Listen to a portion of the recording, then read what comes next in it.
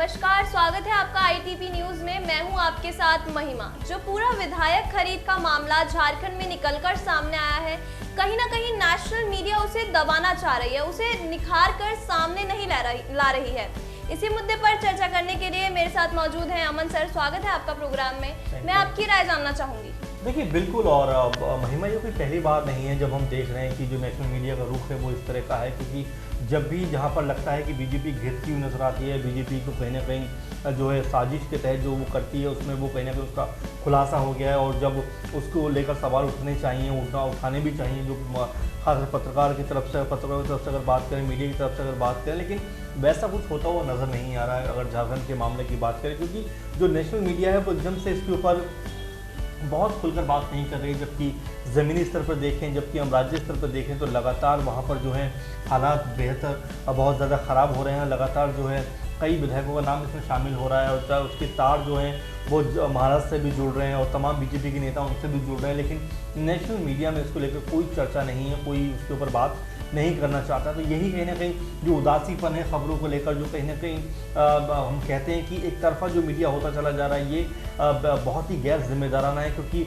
आपको सत्ता और विपक्ष सबको एक साथ लेकर चलना पड़ेगा। क्योंकि लगातार इस तरह की खबरें आती हैं कि ऐसा नहीं है कि देश में सिर्फ बीजेपी के अलावा कुछ चल नहीं रहा है, बहुत सारी चीज़ें हैं जो देखने को मिलती हैं, लेकिन अगर मीडिया की बात करें तो उसमें ले देकर दो चार चेहरे हैं जो सामने रहते हैं, उसके बाद जो है खबरों से लोग गायब हो जाते हैं। तो ये जो एक नया मीडिया उभर कर सामने आया, उसने कहीं ना कहीं लोगों की आवाज़ को जो है एक तरह से कुचलने का काम कर रहा है, मैं कहूँगा, और सही मायनों में अगर कहा जाए। और जिस तरह से लगातार जो खबरों को अनदेखा कर रहा है, बड़ी खबरों को कहीं ना कहीं लेकर सामने नहीं आ रहा है, जो एक सबसे महत्वपूर्ण कार्य है मीडिया का, लेकिन उस पर मीडिया बहुत ज़्यादा तवज्जो से बात नहीं कर रहा है। क्योंकि झारखंड में जिस तरह का षड्यंत्र साजिश रची गई, उसको लेकर तो मीडिया को आवाज़ उठानी चाहिए थी, लेकिन मीडिया अपना उदासीन रवैया इसको लेकर भी जारी रखे हुए है।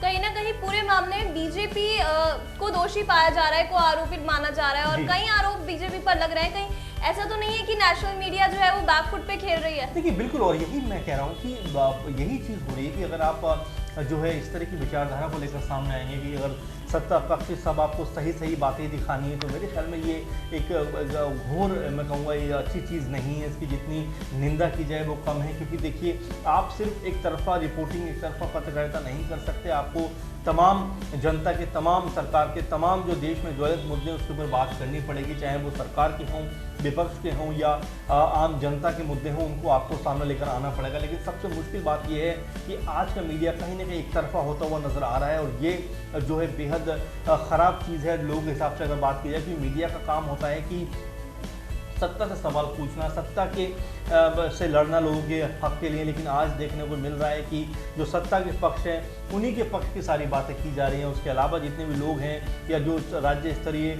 अगर सरकारों की बात करें तो उनकी भी कम आवाज़ें सुनाई देती हैं। जहां पर बीजेपी की सरकारें हैं या और भी इस तरह की सरकारें हैं, उनमें उनकी आवाज़ ज़्यादा मुखर नज़र आती है। तो ये अपने आप में एक बड़ी महत्वपूर्ण बात और महत्वपूर्ण चर्चा आपने छेड़ी है, क्योंकि नेशनल मीडिया पर ये सब मुद्दे एक तरीके से गायब हैं या फिर उनको अनदेखा किया जा रहा है। बिल्कुल, नेशनल मीडिया का काम होता है जनता तक सही खबरें पहुंचाना। आपकी क्या राय है इस मुद्दे पर? हमें कमेंट कर जरूर बताइए। फिलहाल के लिए इतना ही। ज्यादा जानकारी के लिए बने रहिए हमारे साथ आईटीपी न्यूज।